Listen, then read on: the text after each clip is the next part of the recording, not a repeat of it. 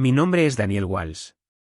Tengo 35 años y durante la cena de Pascua de mi familia, mi propia hermana se burló de mí por no entender la verdadera tecnología momentos antes de que mi abuela revelara que mi empresa estaba en proceso de comprar su empresa de verdadera tecnología por $42 millones.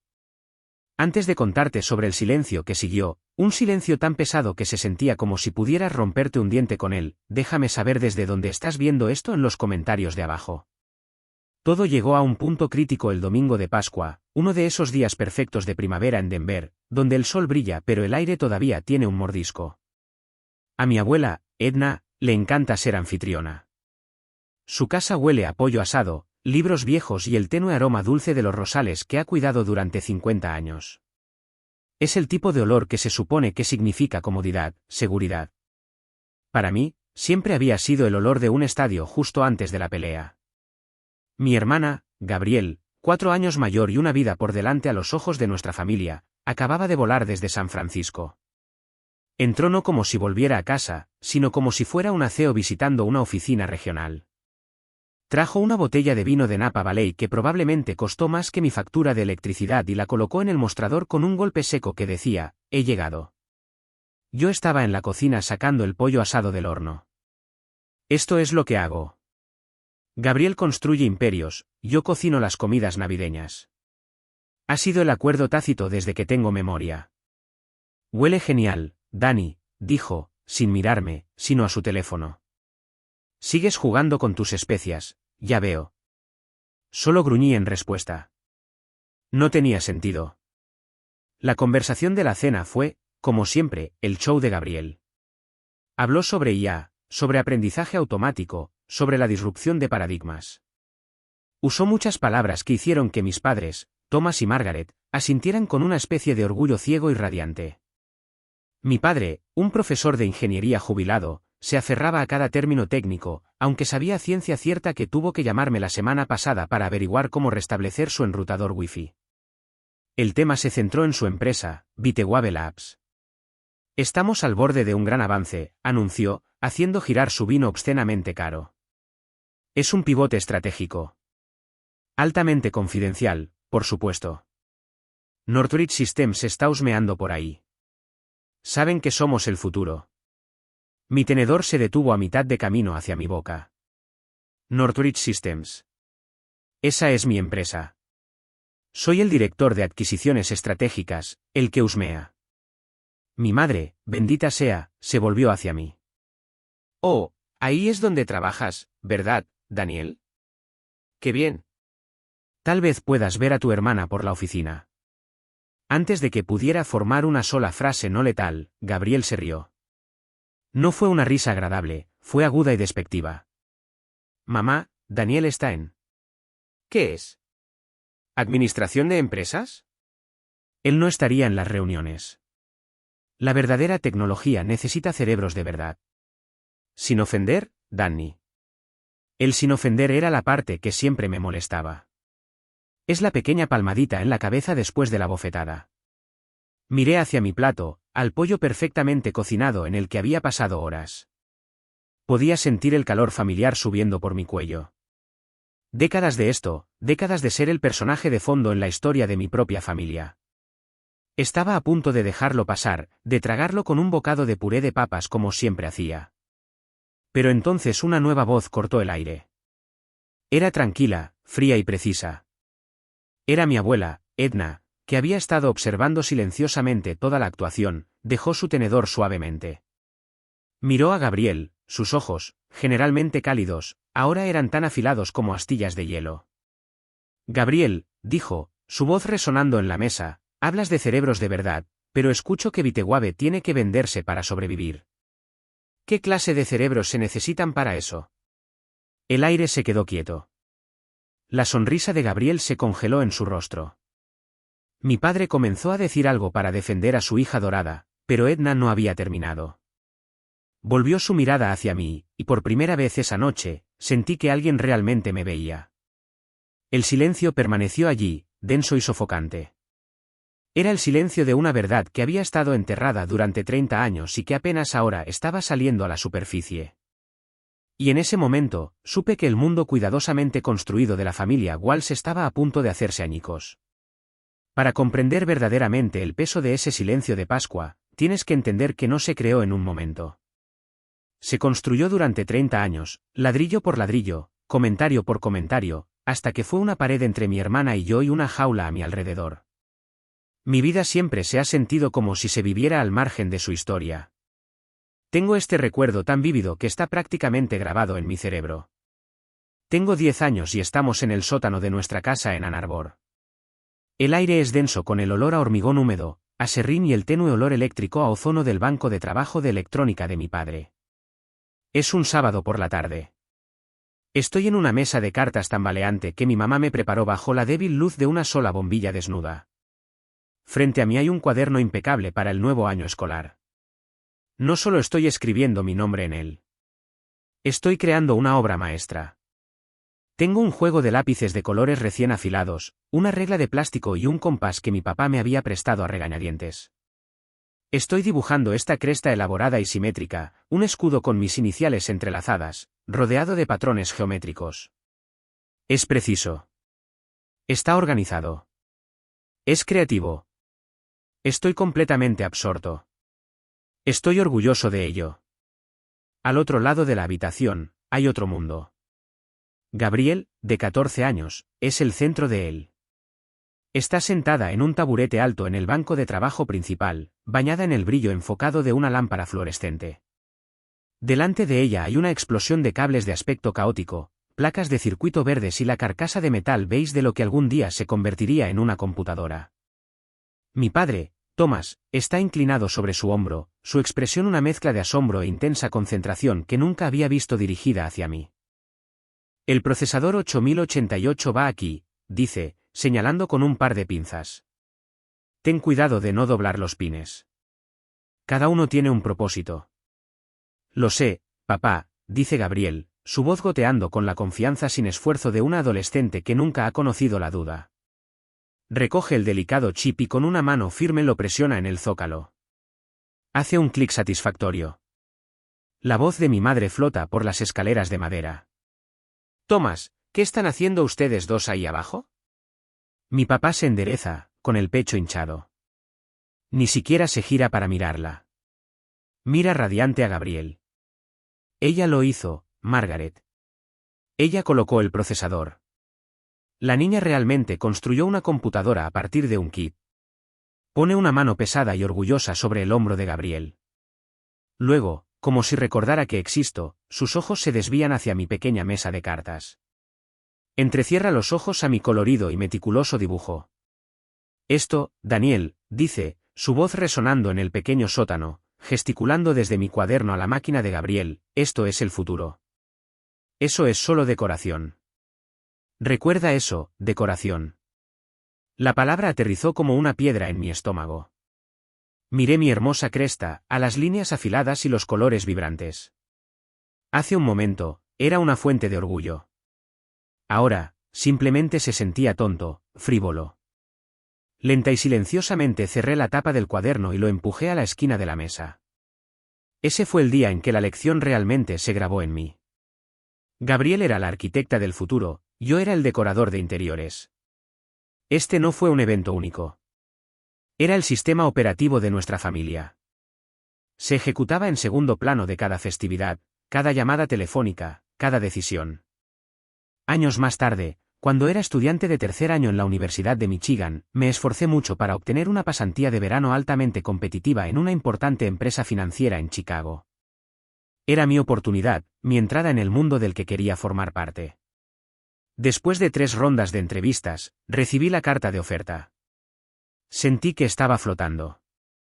Corrí de regreso a mi dormitorio y llamé a casa, mi voz zumbando con una energía que no podía contener.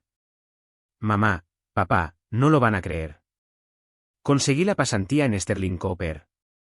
Oh, Daniel, eso es genial, cariño, dijo mi madre. Su voz era cálida, pero podía escuchar la distracción en ella, el sonido de la televisión reproduciéndose en la sala de estar. Eso es maravilloso. Estamos muy orgullosos. Hubo una pausa de silencio. Esperé las preguntas de seguimiento. ¿Qué vas a estar haciendo? ¿El salario es bueno? ¿Estás emocionado? Nunca llegaron. En cambio, mi madre dijo, entonces, escucha, acabo de estar al teléfono con Gabriel. No vas a creer lo que está haciendo. Está comenzando un nuevo club en Stanford, un programa de tutoría de ciencias de la computación para mujeres universitarias. ¿No es simplemente increíble? Solo es estudiante de segundo año y ya es una líder, una verdadera pionera. Incluso está diseñando una aplicación para ayudar con la programación. ¿Qué te parece eso, Thomas? Podía escuchar la voz apagada de mi padre en el fondo cantando sus alabanzas. La euforia se desvaneció de mí como si se hubiera jalado un tapón. Mi pasantía, el mayor logro de mi vida hasta la fecha, acababa de ser completa y totalmente eclipsada. Ni siquiera fue una competencia. «Wow», logré decir, con la garganta repentinamente tensa. Eso es increíble, ¿no? Mi madre gorjeó, ajena. De todos modos, cariño, esas son grandes noticias sobre tu cosa. Tenemos que irnos. Hablamos pronto. La línea se cortó. Me quedé allí parado en mi dormitorio, con las luces de la ciudad de Ann Arbor parpadeando afuera de mi ventana, y sentí una profunda sensación de invisibilidad. Era un sentimiento frío y solitario. No es que fueran crueles. Era peor. Era que mis logros simplemente no se registraban en la misma escala que los de ella. La única persona que parecía operar en una frecuencia diferente era mi abuela, Edna, una mujer que había enseñado cálculo avanzado a salas llenas de jóvenes escépticos en la década de 1970, no tenía paciencia para las tonterías. Ella veía las cosas por lo que eran. Me llamaba los martes por la tarde al azar. Daniel, Edna aquí, decía, sin preámbulos. Las acciones de Northridge cerraron con una subida de 2,25. Leí sobre esa empresa de logística que adquiriste el último trimestre. Parece que tus modelos de sinergia fueron precisos. Explícame cómo manejaste la integración cultural. Ahí es donde estas cosas siempre fracasan. Y yo lo hacía durante media hora. Le hablé de adquisiciones hostiles, valoración de activos y el complejo cálculo humano de fusionar dos familias corporativas. Ella lo entendía. Ella veía mi trabajo no como papeleo o decoración, sino como un juego de ajedrez tridimensional de alto riesgo. Ella era la única que lo entendía. Mi novia, Rebecca, también lo entendía, pero desde un ángulo diferente. Como cirujana pediátrica, su mundo se define por una realidad brutal y tangible. La competencia es vida o muerte. La imagen no tiene sentido. Después de una videollamada familiar particularmente irritante donde Gabriel había pasado 10 minutos burlándose de mi puesto de trabajo, estaba caminando de un lado a otro en nuestra sala de estar, furioso. Rebecca escuchó pacientemente, con los brazos cruzados. Cuando finalmente me quedé sin vapor, ella dijo, «Está bien, déjame hacerte una pregunta. Si necesitaras una cirugía de emergencia, ¿querrías al cirujano que da los mejores discursos en las conferencias médicas o al que tiene las manos más firmes y la tasa de éxito más alta? El que tiene las mejores manos, obviamente». Exactamente, dijo, con la mirada fija. Tienes las mejores manos en tu campo, Daniel. Lo sabes. Tu jefe lo sabe. Tu equipo lo sabe. Entonces, ¿por qué estás permitiendo que tu sentido del valor sea determinado por un panel de jueces no calificados que están emocionalmente comprometidos?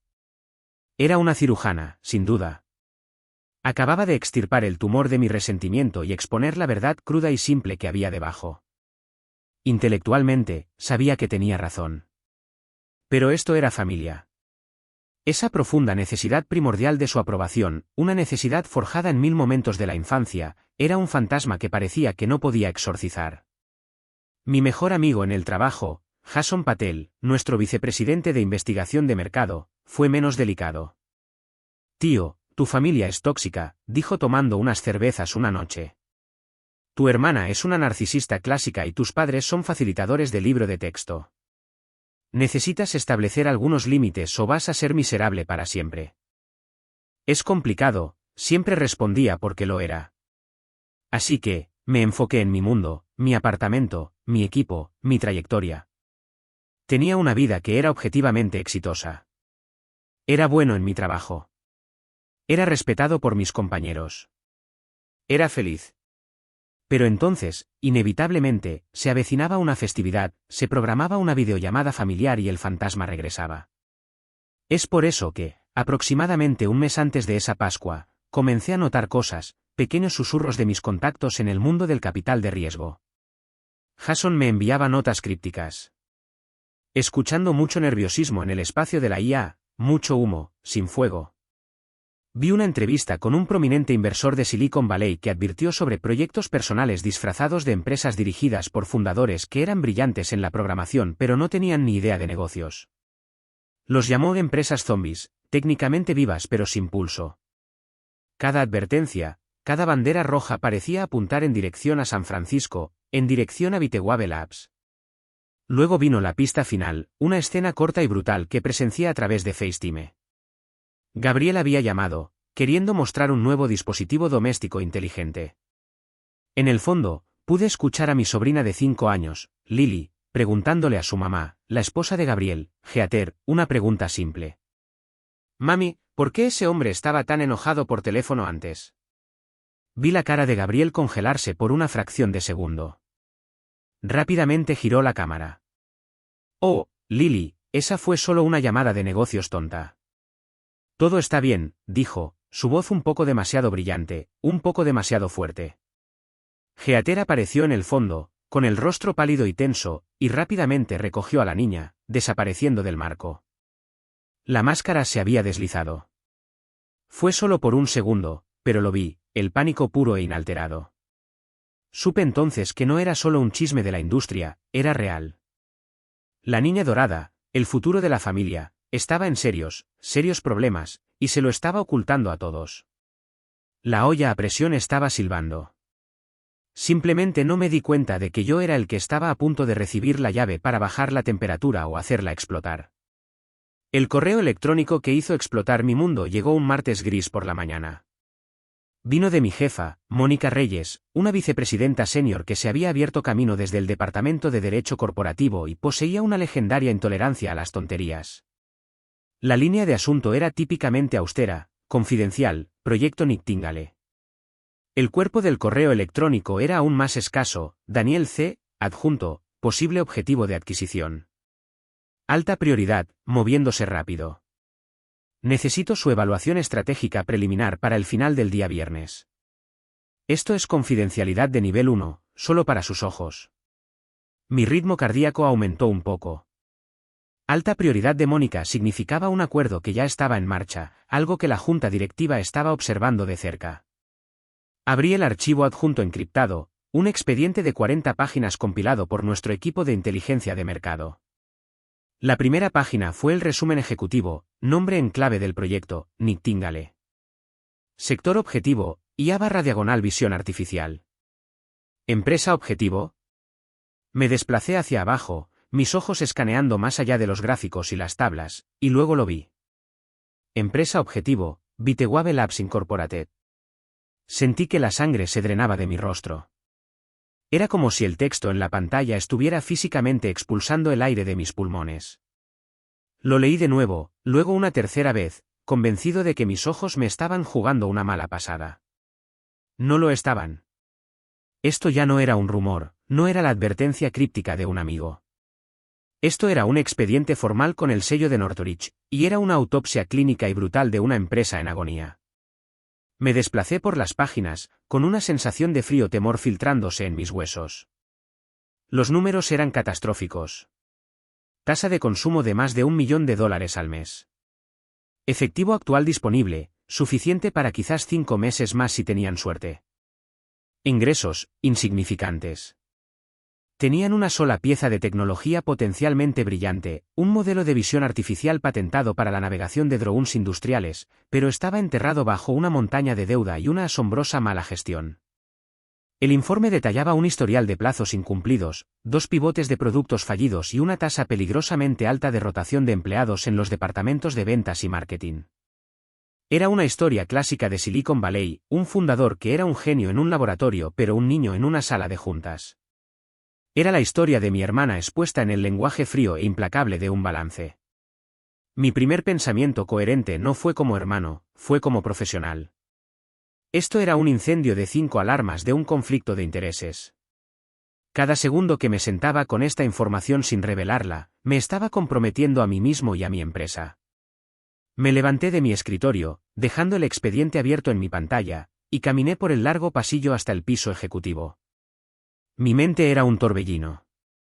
¿Cuál era la ética aquí? ¿Cuál era mi obligación legal? ¿Qué demonios se suponía que debía hacer? La oficina de Mónica estaba en la esquina, una jaula con paredes de vidrio con una vista que se extendía hasta las montañas. Estaba en una conferencia telefónica, con el rostro fijo en su expresión habitual de intenso enfoque. Me vio parado en la puerta de su oficina, vio la expresión en mi rostro e inmediatamente levantó un dedo hacia su llamada. «Tendré que volver a llamarte», dijo en su auricular y se desconectó. «¿Qué pasó, Daniel?», preguntó, sus ojos ya escaneándome en busca de información. «No me digas que Nightingale tiene otro postor». Cerré la pesada puerta de vidrio detrás de mí, el clic resonando en la habitación repentinamente silenciosa. «Mónica», dije, mi voz saliendo más tensa de lo que pretendía, «se trata del proyecto Nightingale. Tengo un conflicto de intereses». Ella se inclinó ligeramente hacia adelante. «¿Cómo es eso?». «La fundadora y CEO de Bitewave Labs», dije, forzando las palabras a salir, «Gabrielle Walsh. Es mi hermana». El rostro de Mónica permaneció perfectamente neutral, una habilidad que había perfeccionado durante años de negociaciones de alto riesgo. Pero vi su postura cambiar. La vi reclinarse en su costosa silla de cuero, con los dedos entrelazados frente a ella. Ya no era una gerente hablando con un subordinado, era una abogada evaluando una amenaza. «Ya veo», dijo, su voz baja y uniforme. Dejó que el silencio se extendiera, evaluándome a mí, evaluando la situación. «Tengo que recusarme por completo», declaré, las palabras sabiendo a ceniza. «No puedo participar en ninguna capacidad. Es la única forma». Retirarse de un acuerdo de esta magnitud fue un golpe para mi carrera, pero la alternativa era impensable. Ella guardó silencio durante un minuto completo, con la mirada fija en mí, sin parpadear. Podía escuchar el tenue tic-tac de un reloj en su pared. «No», dijo finalmente. La única palabra me golpeó como un golpe físico. «¿Qué?», tartamudeé. «Mónica, no puedo. Éticamente, legalmente. Si esto alguna vez saliera a la luz, podría parecer que estaba tratando de influir indebidamente en el acuerdo para ayudar a mi familia. Podría poner en peligro toda la adquisición. Podría hacernos despedir a ambos y posiblemente demandarnos». «Razón por la cual no lo dirigirás», replicó ella, su voz aguda y decisiva. Ahora estaba de vuelta al mando. «No tendrás contacto con el vendedor. No estarás en ninguna reunión de negociación. No hablarás con ningún miembro de su equipo. Estoy asignando a Nate Johnson para que lidere las negociaciones formales». Hizo una pausa, inclinándose hacia adelante nuevamente, sus ojos perforando los míos. «Pero no voy a quitar a mi mejor estratega del tablero. Tú, Daniel, vas a ser mi fantasma, mi analista de trastienda. Conoces esta tecnología, conoces este sector, y lo que es más importante, conoces a la CEO. Sabes cómo piensa. Conoces sus vanidades, sus puntos ciegos». Me estaba ofreciendo una tarea imposible, diseñar la adquisición de la empresa de mi propia hermana desde las sombras mientras mantenía una objetividad perfecta e imparcial. Era caminar sobre la cuerda floja sobre el Gran Cañón sin una red de seguridad. «Tu trabajo», expuso, su tono no dejando lugar a la discusión, «es analizar el activo separándolo del equipaje». ¿Es viable la tecnología? ¿Se puede integrar en nuestros sistemas? ¿Existe un equipo central de ingenieros que valga la pena mantener? Necesito que seas un cirujano, Daniel. Necesito que elimines el sentimentalismo y me des una recomendación estratégica fría y dura. ¿Puedes hacer eso? ¿O tu juicio está comprometido? La pregunta quedó suspendida en el aire. ¿Lo estaba? Pensé en todos los años de ser menospreciado, de sentirme pequeño. Pensé en la sonrisa arrogante en el rostro de Gabrielle. Una parte de mí, una parte oscura y mezquina, quería escribir un memorándum que simplemente dijera, déjalo arder. Pero luego pensé en el archivo en mi computadora. Pensé en la tecnología elegante y brillante enterrada bajo toda esa arrogancia. Pensé en los 60 empleados cuyos trabajos estaban en juego. Y pensé en mis 2 pequeñas sobrinas cuyo hogar ahora estaba en juego debido al orgullo de su madre. No se trataba de venganza. Este era un problema complejo y de alto riesgo, y resolver problemas complejos y de alto riesgo era lo único en lo que era inequívocamente bueno. Era hora de demostrarlo, aunque solo fuera a mí mismo. Mi juicio no está comprometido, dije, mi voz clara y firme por primera vez. Puedo hacerlo. Bien, dijo Mónica, con un destello de aprobación en sus ojos. Volvió a su computadora, ya avanzando. Nate se pondrá en contacto para configurar los protocolos de firewall. Se te incluirá en todas las comunicaciones internas como asesor estratégico. No debes ofrecer ninguna opinión a menos que te la pidan directamente yo o él. ¿Entendido? Entendido. Salí de su oficina sintiéndome como si estuviera en una realidad diferente. El mundo se había inclinado sobre su eje. Ahora estaba en la extraña e inédita posición de planear secretamente el destino profesional de la persona cuya sombra había definido toda mi vida. Las siguientes semanas fueron un descenso a una especie de infierno surrealista. De día, estaba enterrado en la sala de datos segura, una bóveda digital que contenía todos los secretos de la existencia de Bitewave. Revisé la documentación del código, los contratos de los empleados y años de actas de las reuniones de la junta directiva. De noche, estaba en el chat grupal familiar, mirando fotos de mis sobrinas y leyendo los mensajes emocionados de mis padres sobre el próximo viaje de Pascua.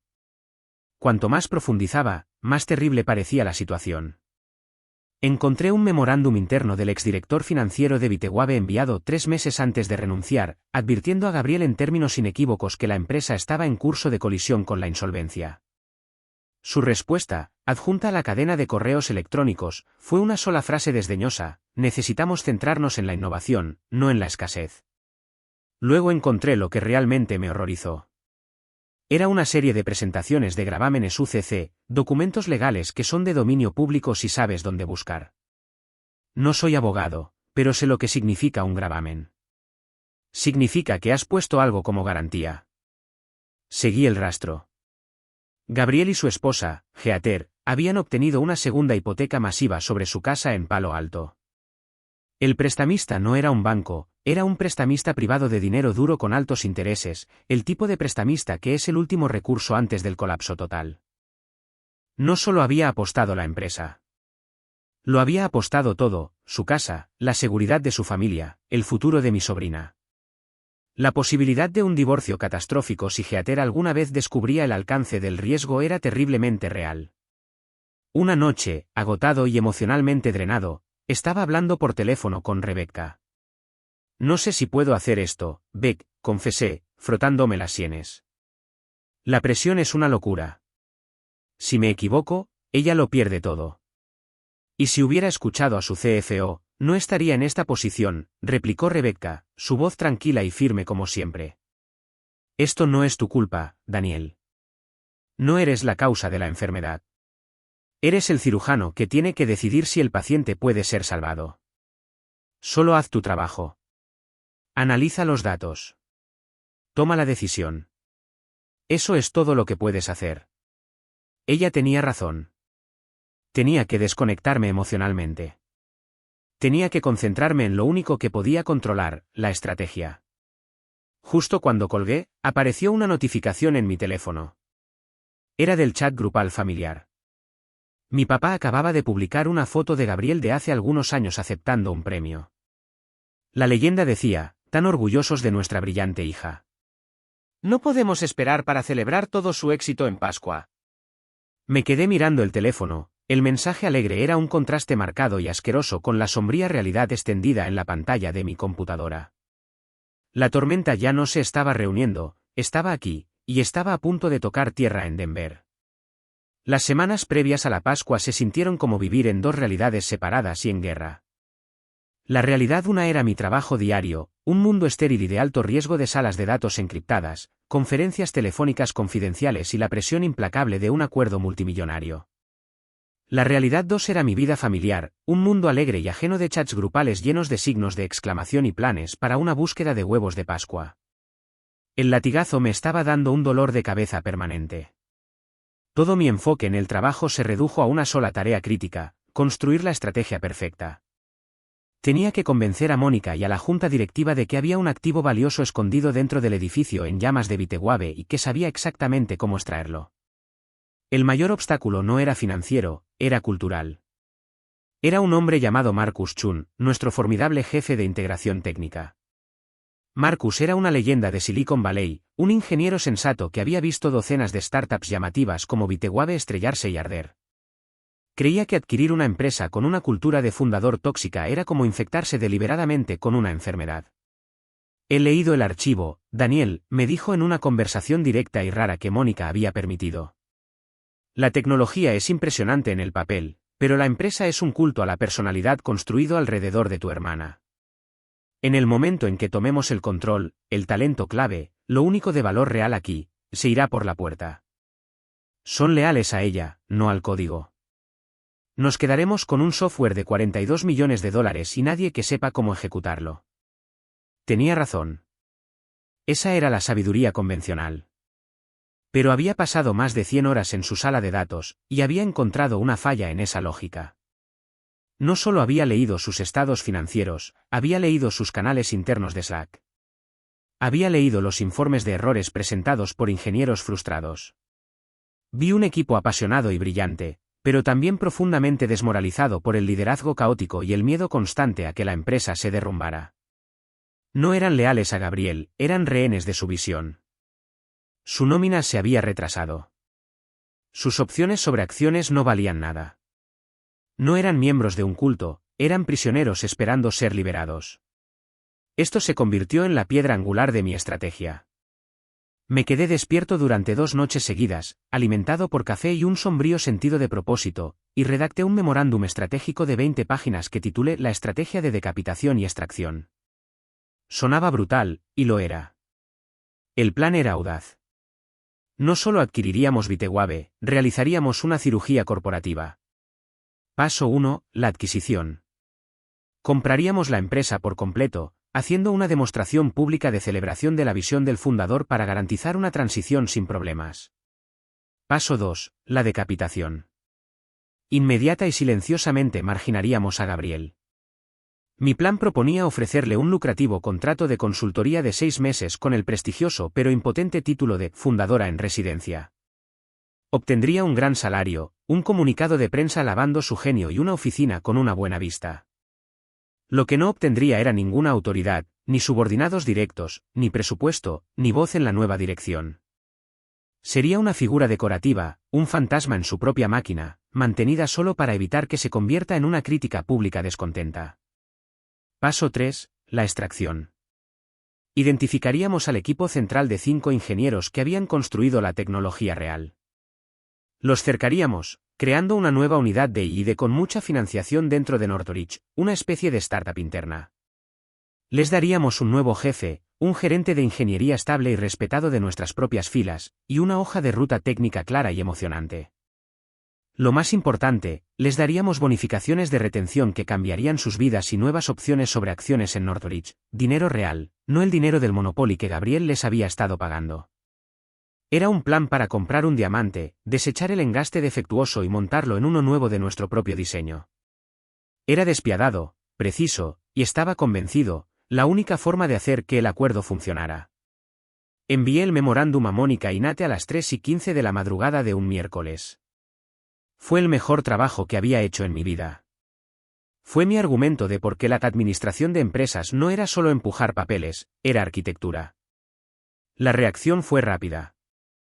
Nate me llamó a las 7 de la mañana. Acabo de leer tu memorándum, dijo, su voz zumbando. He estado haciendo fusiones y adquisiciones durante 15 años, y esta es una de las estrategias más elegantes y salvajes que he visto en mi vida. Es una obra de arte, Daniel. Una maldita obra de arte. La retroalimentación de Mónica fue más sucinta. Me llamó a su oficina, el memorándum impreso en su escritorio cubierto de tinta verde. Esta es una jugada de alto riesgo y alta recompensa, dijo, con los ojos fijos en mí. Marcus va a pelear contigo por ello. Dirá que es demasiado complicado. Déjalo, dije. Puedo demostrar que se equivoca. La pelea con Marcus se produjo esa tarde en una tensa videoconferencia de 4 horas. Estaban Nate, Marcus, Mónica y yo, mi cámara apagada, mi micrófono silenciado, un fantasma en la sala de guerra.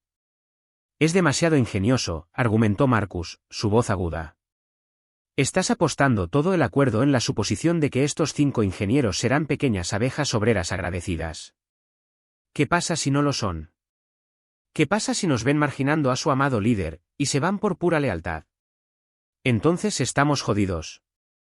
Este fue mi momento. Escribí furiosamente en una ventana de chat privada a Nate, dile que la lealtad no paga la hipoteca. Su nómina se ha retrasado 2 veces. Sus acciones no valen nada. No somos una amenaza, somos una misión de rescate. Les estamos ofreciendo estabilidad, recursos y la oportunidad de que su tecnología realmente vea la luz del día. No se trata de lealtad, se trata de autopreservación. Nate, un maestro en esto, reformuló mis puntos sin problemas, haciendo los suyos. Marcus, con respeto, creemos que estás interpretando mal la motivación del equipo. Creemos que su lealtad principal es al trabajo en sí, y están profundamente frustrados de que se haya estancado. No estamos entrando como conquistadores, estamos entrando como un salvavidas. Hubo una larga pausa en la llamada. Podía imaginar a Marcus reclinándose en su silla, acariciándose la barbilla. Era un pragmático. Respetaba los datos. Está bien, dijo finalmente, con una nota de concesión en su voz. El ángulo del salvavidas es interesante. Es una apuesta, pero si estructuras las bonificaciones de retención correctamente, podría funcionar. Lo teníamos. La batalla interna estaba ganada. Mi estrategia fue aprobada. Mientras el equipo de Nate avanzaba para finalizar el acuerdo basándose en mi plan, el entusiasmo de mi familia por la Pascua alcanzó un punto álgido. El chat grupal era una corriente constante de inanidad alegre. Mamá, Gabriel, cariño, encontré la tienda de quesos artesanales más maravillosa. Llevaré algo para un aperitivo. Debemos celebrar tu increíble éxito. Papá, no te olvides de la buena cámara. Margaret, necesitamos una foto de nuestras brillantes hijas juntas. ¿Qué equipo? Leía estos mensajes en mi escritorio a la 1 de la mañana, el brillo áspero de mi monitor reflejándose en mis ojos, los detalles de la inminente desaparición profesional de mi hermana extendidos por la pantalla. La ironía era un peso físico. Estaban planeando una fiesta de la victoria para una batalla que mi hermana ya había perdido, celebrando una misión de rescate que ni siquiera sabían que estaba sucediendo, liderada por el hijo que siempre habían considerado una ocurrencia tardía. La noche antes de volar a Denver, Rebecca me encontró mirando por la ventana de nuestro apartamento, simplemente observando las luces de la ciudad. «Estás cargando con el peso de todo esto», dijo suavemente, acercándose por detrás y rodeando mi cintura con sus brazos. «No es justo». «El acuerdo se va a llevar a cabo», le dije, mi voz apagada. «Mi plan funcionó. Lo van a anunciar una semana después de Pascua. Ella va a ser aclamada como una genio. Obtendrá un paracaídas dorado, y todos la alabarán por conseguir un acuerdo de $42 millones. ¿Y tú?» «Seré el tipo que hizo el pollo asado», dije, una risa amarga escapando de mis labios. Ella apoyó su barbilla en mi hombro. «Tal vez, pero tú sabrás la verdad. Mónica sabe la verdad. Nate sabe la verdad, y yo sé la verdad. A veces eso tiene que ser suficiente». Quería creerle. De verdad que sí. Pero mientras estaba sentado en ese avión al día siguiente, volando hacia una reunión familiar que se sentía más como un curso de colisión, no podía sacudirme una sensación fría e inquietante. Después de toda una vida siendo borrado, ¿estaba realmente bien con dejarla firmar su nombre en mi obra maestra? La casa de mi abuela el domingo de Pascua era un escenario para una obra que había visto 100 veces. El guión estaba memorizado por todos, los papeles perfectamente elegidos. Mi madre, Margaret, era la gerente de escena efusiva, revoloteando, asegurándose de que cada vaso estuviera lleno, cada invitado estuviera cómodo. Mi padre, Thomas, era el productor orgulloso, presidiendo junto a la chimenea, deleitando a mi tío con una historia sobre el proyecto de la Feria de Ciencias de Gabriel en 10º grado, que había ganado un premio. Y en el centro del escenario, la estrella del espectáculo, Gabriel. Estaba luminosa, vestida con un vestido elegante de color crema que probablemente costó una fortuna. Irradiaba éxito. Se movía por la abarrotada sala de estar con la fácil confianza de una heroína conquistadora que regresaba a sus súbditos aclamadores, aceptando sus elogios con una sonrisa practicada y humilde. Pero podía ver la tensión en su mandíbula, la forma en que su sonrisa no alcanzaba del todo sus ojos. Estaba interpretando el papel de su vida. Yo, por supuesto, estaba en el backstage en la cocina. Mi papel era el de cocinero jefe y lavaplatos. Estaba cortando los 2 pollos asados dorados perfectos que había despertado al amanecer para preparar. Mi amigo Nate, el negociador, estaba apoyado contra el mostrador, bebiendo una cerveza. Lo había invitado, diciéndole a mi familia que era un amigo del trabajo que no tenía a dónde ir para las vacaciones. Era una mentira por omisión. Necesitaba un ancla a la realidad. Necesitaba una persona en esa casa que supiera la verdadera historia, solo para estar seguro de que no era yo el que se estaba volviendo loco.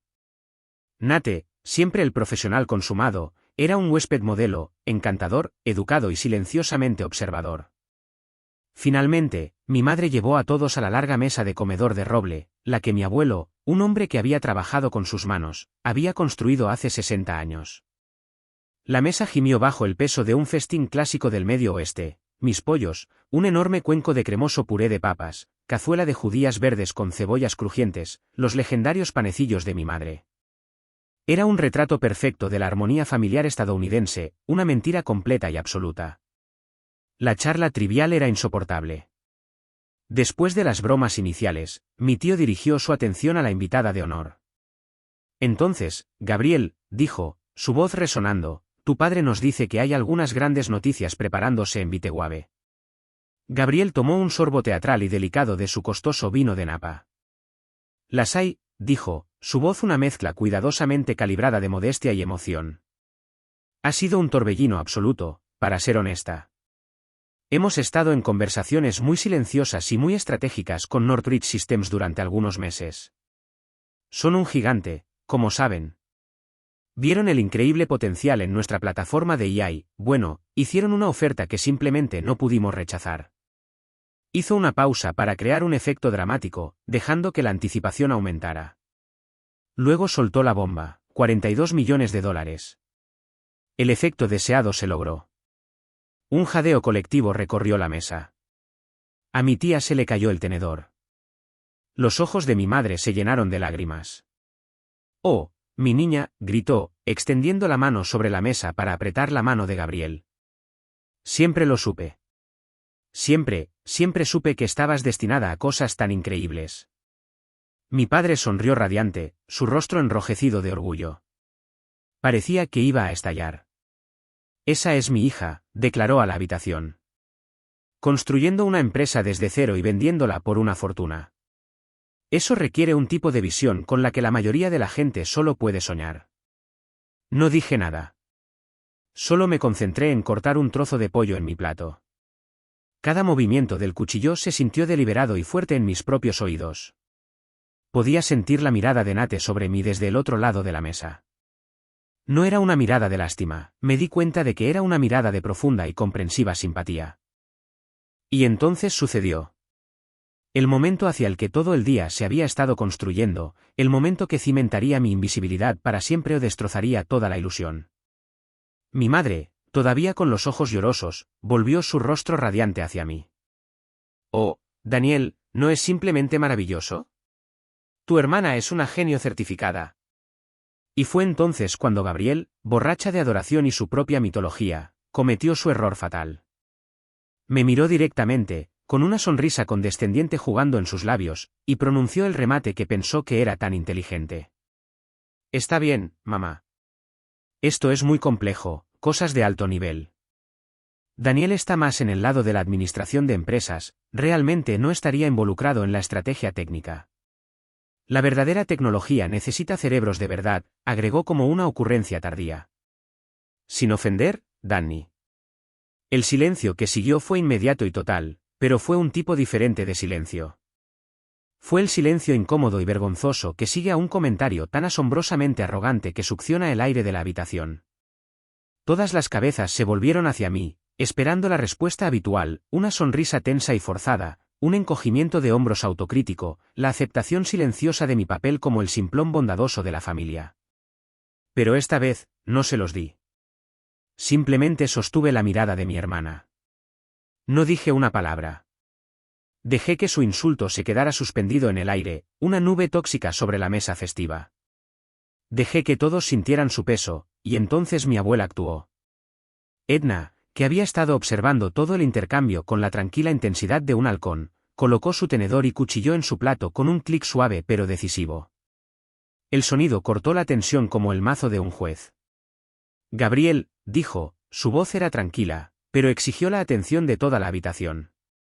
Hablas tanto de cerebros de verdad, pero entiendo que Viteguave estaba quemando dinero tan rápido que estaba a punto de convertirse en un agujero humeante en el suelo.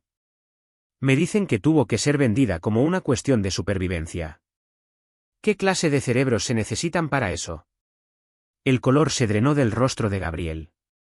Parecía que la hubieran golpeado físicamente. Abuela, eso no es exacto, tartamudeó. Fue un pivote estratégico. Lo fue, presionó Edna, su mirada inflexible.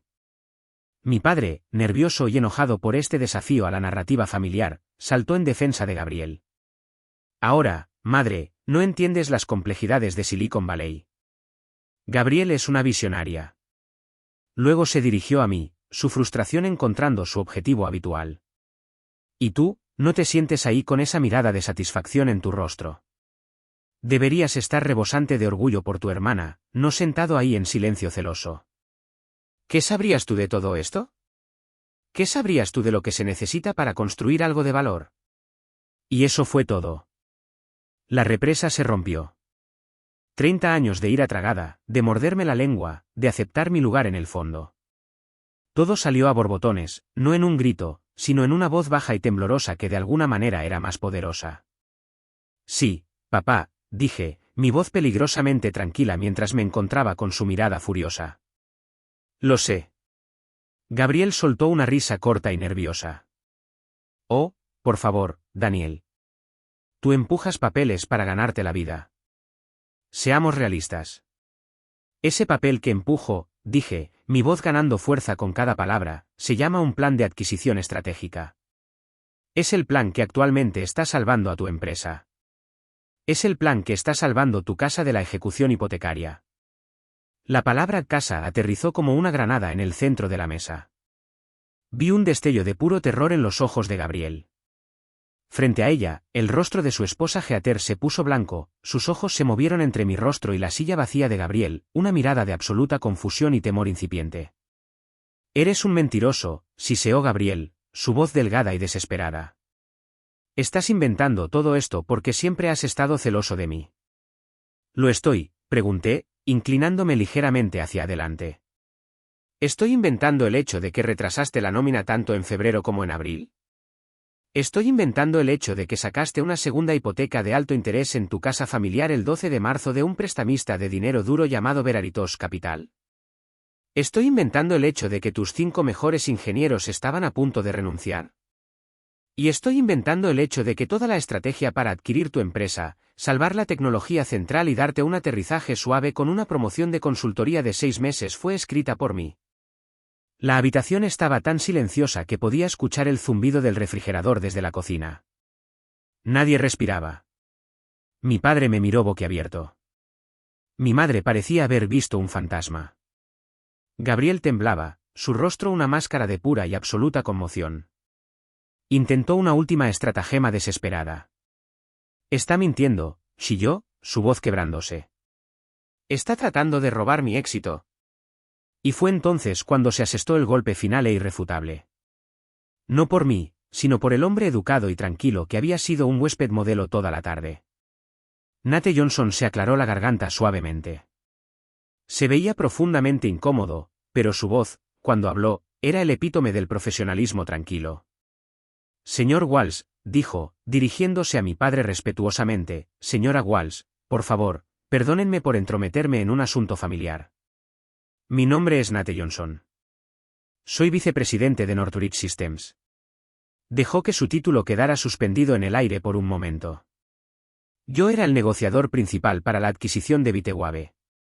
Mi equipo y yo hemos pasado el último mes ejecutando este acuerdo, y puedo confirmar, dijo, sus ojos encontrándose brevemente con los míos con una mirada de apoyo resuelto, que cada palabra que Daniel acaba de decir es la absoluta y pura verdad. Su análisis estratégico fue la base de todo este acuerdo. Sin su plan, les aseguro que Northridge se habría retirado. No habría ningún acuerdo. No habría $42 millones. Nate pronunció las palabras con la precisión desapasionada de un abogado que lee un veredicto. No había malicia en su tono, ni triunfo. Era simplemente una declaración de hecho, y era el sonido de una mentira de 30 años siendo demolida total y completamente. El silencio que siguió a la declaración de Nate no estaba vacío. Estaba lleno de los restos del mito central de nuestra familia. Era un silencio denso, pesado y profundamente incómodo, puntuado solo por las bocanadas de aire irregulares y acuosas de mi madre. Todos estaban congelados, atrapados en un cuadro de conmoción e incredulidad. La primera persona en moverse fue Gabriel. Ella no habló. Ella no lloró. Simplemente empujó su silla hacia atrás de la mesa con un chirrido violento que hizo eco del torbellino en la habitación. Su rostro era una máscara en blanco de humillación. Con una mirada final y venenosa en mi dirección, se giró y huyó, no solo del comedor, sino por la puerta principal, que cerró de golpe con una fuerza que sacudió las ventanas y mi alma. El golpe fue un punto final, el final de la obra. Heather, su esposa, parecía completamente perdida. Sus ojos, muy abiertos por la confusión y una comprensión incipiente y enfermiza, se movieron entre mi rostro y la silla vacía de Gabriel. Murmuró una disculpa ahogada e incoherente a nadie en particular, luego recogió su bolso y salió corriendo tras su esposa hacia el frío crepúsculo. Mi padre simplemente se sentó allí, mirando el espacio donde había estado Gabriel. Su rostro, generalmente tan rubicundo y confiado, estaba pálido y flácido. Los engranajes de su mente estaban visiblemente rechinando, tratando de reconciliar toda una vida de creencias con los 5 minutos de brutal verdad que acababa de presenciar. Abrió la boca como para decir algo, luego la cerró de nuevo. Por primera vez que podía recordar, Thomas Walsh, el hombre que siempre tenía una opinión, se había quedado sin palabras. Mi madre lloraba abiertamente ahora, no sollozos fuertes y dramáticos, sino las lágrimas silenciosas y desconsoladas de alguien que se da cuenta de que ha sido cómplice de una gran y terrible injusticia.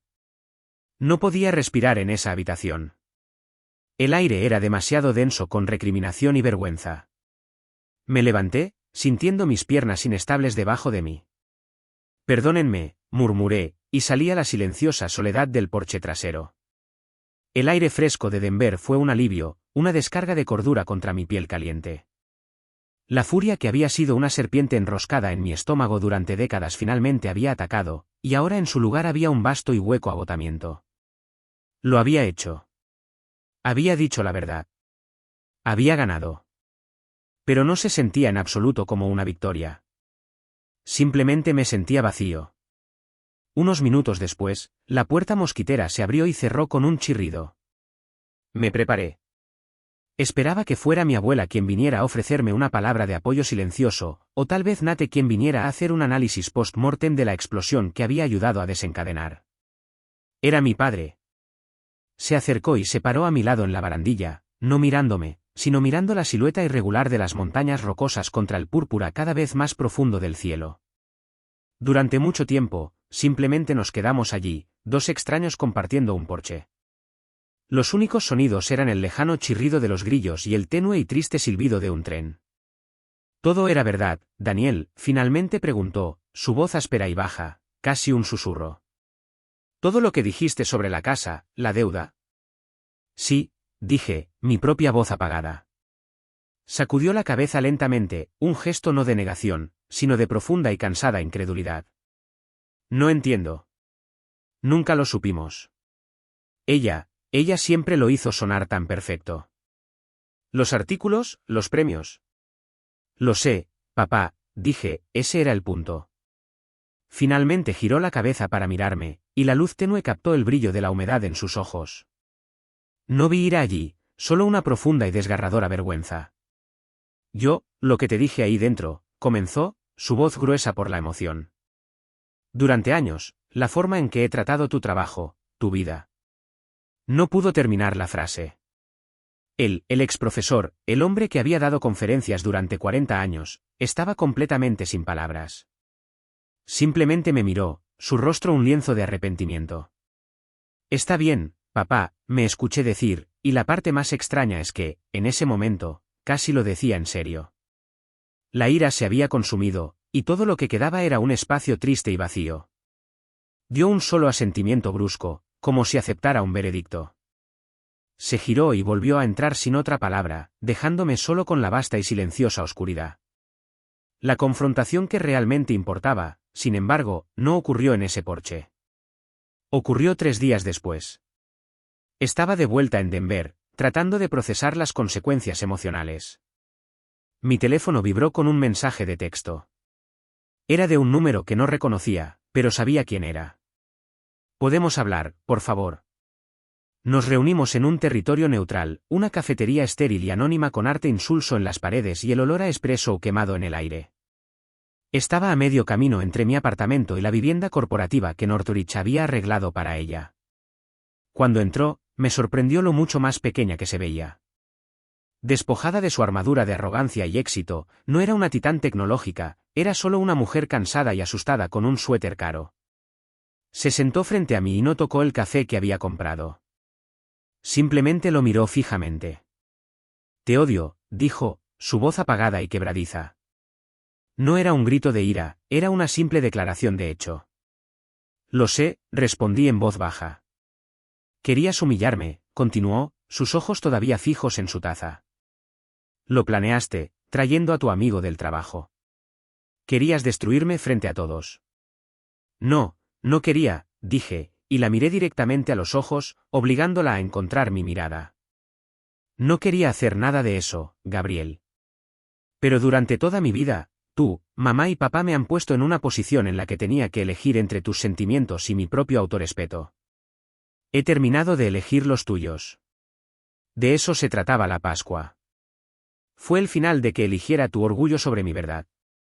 Ella se estremeció, un pequeño movimiento involuntario, pero no discutió. Sabía que era verdad.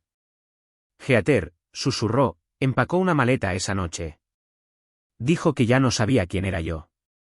No sabía sobre la segunda hipoteca, la verdadera profundidad de la deuda. Dijo que no podía vivir con una mentirosa. Su voz se quebró en la última palabra. La idea de un divorcio era real. Tuvimos que hablar con un abogado solo para averiguar nuestras opciones.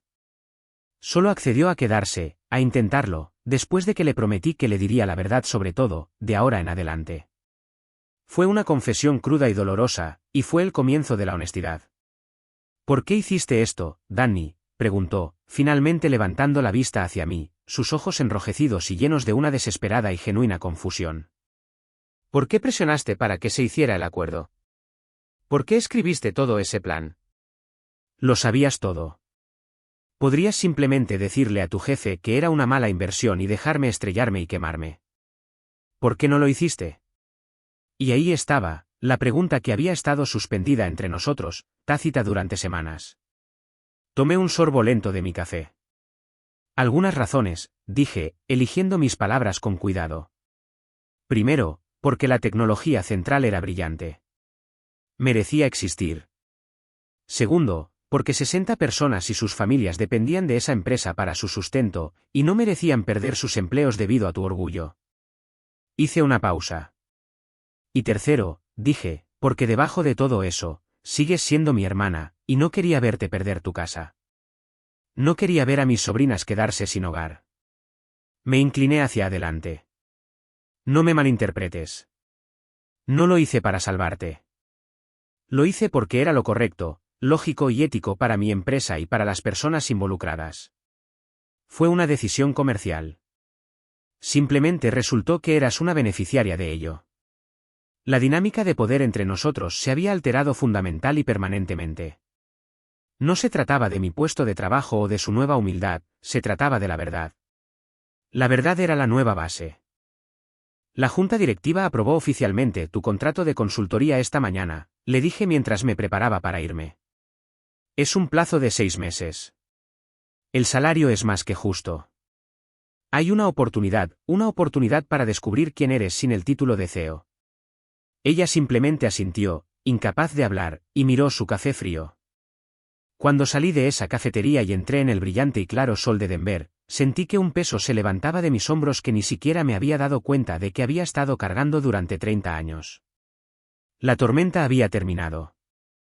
El suelo estaba cubierto de escombros, pero el aire finalmente, afortunadamente, estaba limpio. Los 6 meses que siguieron a la detonación de Pascua no fueron un periodo de curación dramática al estilo de Hollywood. No hubo abrazos grupales llorosos, ni epifanías repentinas. En cambio, fue un proceso silencioso y minucioso de reconstrucción. Fue como ver un bosque recuperarse lentamente después de un incendio, con nuevos brotes verdes empujando tentativamente a través de la tierra quemada. El cambio más inmediato y visible fue en el trabajo. Gabrielle, en su nuevo papel como fundadora en residencia, era una sombra de su antiguo yo. Durante las primeras semanas, fue un fantasma en la oficina, asistiendo a las reuniones, pero rara vez hablando. Sus contribuciones se limitaban a comentarios concisos y perspicaces en un documento compartido. La arrogancia había desaparecido, reemplazada por una cautela tranquila y vigilante. Presencié la primera señal real de cambio en una reunión de proyecto unos 3 meses después. La nueva unidad de I+D construida alrededor de su antiguo equipo central de ingeniería estaba luchando con un complejo problema de integración. Un joven ingeniero brillante pero dolorosamente tímido llamado Víctor Ramírez, que solo tenía unos pocos años de experiencia universitaria, estaba presentando una posible solución. Su idea era elegante, pero implicaba desechar por completo una pieza fundamental de arquitectura que la propia Gabrielle había diseñado hace años. En los viejos tiempos, Gabrielle lo habría destripado. Lo habría visto como un ataque personal a su genio y lo habría cortado con una serie de preguntas técnicas condescendientes hasta que se retirara en silencio humillado. La antigua Gabrielle se había ido. La nueva Gabrielle escuchó toda su presentación sin interrupción. Cuando terminó, con un sudor nervioso perlado en su frente, hubo un largo y tenso silencio en la habitación. Todos la estaban mirando, esperando la explosión. Nunca llegó. Esa es una desviación radical de mi concepto original, Víctor, dijo, su voz tranquila e incluso. Tengo alrededor de 5 objeciones inmediatas basadas en posibles problemas de escalabilidad. Luego, una por una, las enumeró, no como ataques, sino como problemas a resolver. Sin embargo, concluyó, mirando directamente al joven ingeniero, tu enfoque para el procesamiento de datos es más eficiente. Admito que no había considerado eso. Explícanos a mí y al equipo tu lógica sobre la cuestión de la escalabilidad. Convénceme de que estoy equivocado. La exhalación colectiva en la habitación fue casi audible. Víctor, atónito pero envalentonado, se lanzó a una defensa apasionada de su idea. Fue un debate real, una colaboración. Gabrielle no estaba defendiendo su ego, estaba probando una idea para mejorarla. Estaba actuando como una ingeniera, no como una reina. Esa noche, un correo electrónico de ella aterrizó en mi bandeja de entrada. El asunto era simple, gracias. El mensaje fue aún más simple, vi los números finales de los paquetes de retención que estructuraste para el equipo. Fueron más que justos, más de lo que yo podría haberles ofrecido. Gracias por cuidarlos. Eso fue todo. Era lo más cerca que había estado de admitir que yo había hecho algo que ella no podía.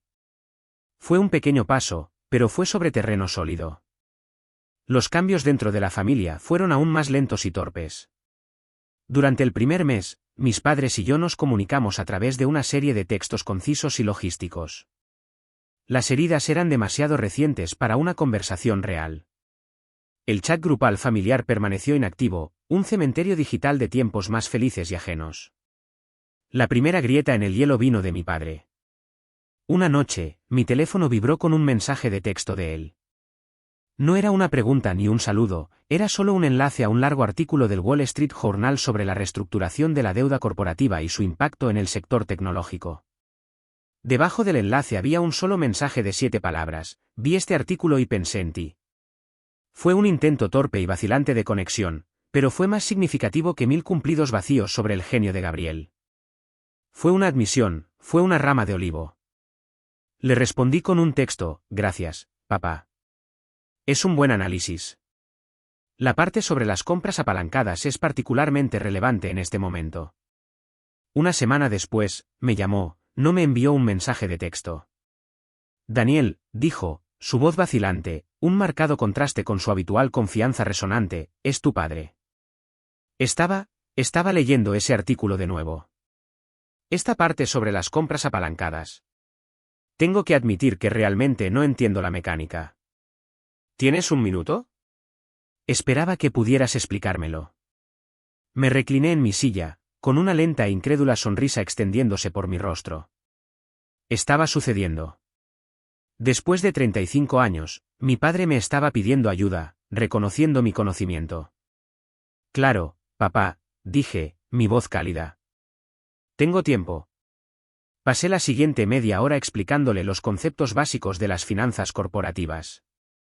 Escuchó pacientemente, haciendo preguntas agudas y perspicaces. Él era el profesor de nuevo, pero esta vez él era el estudiante. Fue una de las mejores conversaciones que habíamos tenido. El camino de mi madre hacia la reconciliación fue más indirecto. Comenzó a llamar a Rebecca una vez a la semana, ostensiblemente para saber cómo estaba. Preguntaba sobre su trabajo estresante en el hospital, y luego, de manera muy casual, daba un giro. Entonces, Daniel debe estar terriblemente ocupado en el trabajo. Ese nuevo proyecto suyo suena tan importante. Espero que se esté cuidando. Estaba tratando de construir un puente, pero estaba demasiado avergonzada para cruzarlo ella misma.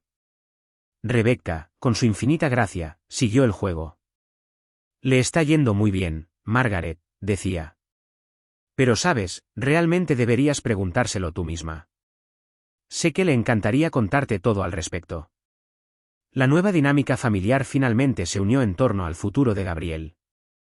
Su contrato de consultoría de 6 meses estaba llegando a su fin. El equipo ejecutivo de Northbridge, incluido un ahora convertido Marcus Chun, había quedado increíblemente impresionado con sus contribuciones técnicas. Liberada de la carga de dirigir una empresa, era una innovadora pura y de alto octanaje. Mónica me llamó a su oficina. Queremos quedárnosla, dijo sin rodeos. Queremos ofrecerle un puesto de tiempo completo, no como gerente. Dios, no. La queremos como ingeniera principal trabajando en problemas de próxima generación. Es un paso atrás en el título, pero es donde puede proporcionar el mayor valor. ¿Qué piensas? Creo que es el trabajo para el que nació, dije sin dudarlo. Gabriel aceptó la oferta. Unas semanas más tarde, ella y yo estábamos en la cafetería de la empresa tomando café antes de una importante revisión del proyecto. Se estaba convirtiendo en un ritual para nosotros. Nuestras conversaciones eran principalmente sobre el trabajo, un terreno seguro y neutral, pero la vieja tensión había desaparecido, reemplazada por un respeto profesional y cómodo. «Sabes», dijo, removiendo su latte y mirándome con una sonrisa irónica y autoconsciente, «papá trató de explicarme tu trabajo el otro día». Usó la frase, apalancamiento sinérgico, 3 veces. Estoy bastante segura de que piensa que es un tipo de yoga. Dejé escapar una risa real y no forzada. Me preguntó sobre eso. Creo que ahora está suscrito al Wall Street Journal. Lo está intentando. Lo está, dijo, su sonrisa desvaneciéndose en algo más reflexivo. Creo que durante tanto tiempo vertió todas sus propias ambiciones frustradas en mí, todas las cosas que deseaba haber sido, y creo que pasé el mismo tiempo proyectando todas mis inseguridades en ti. Levantó la vista de su café, su mirada clara y directa. Fue perezoso y fue cruel. Lo siento, Daniel. No fue una disculpa dramática. No hubo lágrimas. Fue silencioso, simple y honesto. Fue el sonido de la última pieza rota encajando en un nuevo lugar más saludable. Lo sé, dije. Está bien. La niña dorada y el chivo expiatorio finalmente se habían retirado. En su lugar solo había un hermano y una hermana tratando de resolverlo. Ha pasado más de un año desde el gran ajuste de cuentas del domingo de Pascua. A veces se siente como si hubiera sucedido hace una eternidad, en una familia diferente, a una versión diferente de mí. La historia de lo que mi amigo Jason llama cariñosamente la implosión de la familia Walsh se ha asentado de un evento traumático a una pieza silenciosa y fundamental de nuestra nueva historia. La adquisición de 42 millones de dólares, una vez una fuente de tanta agitación, ahora se enseña como un estudio de caso en el programa de capacitación en gestión de mi empresa. Se considera un modelo de cómo adquirir e integrar con éxito un activo tecnológico mientras se reestructura el liderazgo. La división de logística de drones construida sobre la base de la tecnología de Vitewave es una de las unidades de más rápido crecimiento y más rentables de Northridge, una unidad que en la última revisión trimestral me ascendieron para dirigir. El nuevo ascenso vino con un salario y opciones sobre acciones que alguna vez estuvieron más allá de mis sueños más salvajes. Pero la verdadera compensación no estaba en el talón de pago, estaba en la silenciosa realidad diaria de ser respetado por mi competencia. Estaba en que Mónica Reyes me pidiera mi opinión y realmente escuchara la respuesta.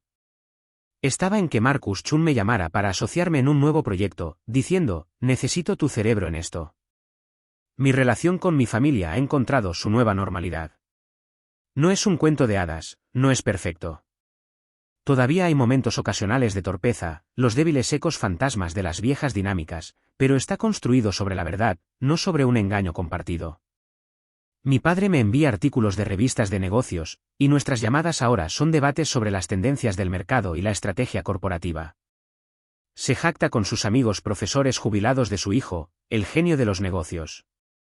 Mi madre, por su parte, ahora les cuenta con orgullo a los miembros de su club de lectura que soy un ejecutivo clave en una importante empresa de tecnología.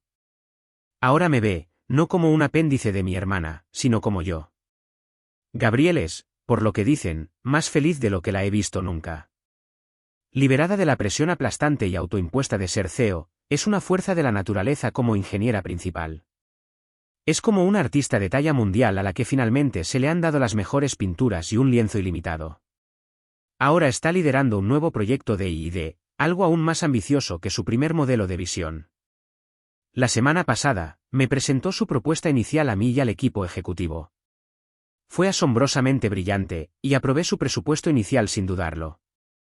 Me miró desde el otro lado de la pulida mesa de la sala de juntas y me dio un pequeño asentimiento, casi imperceptible.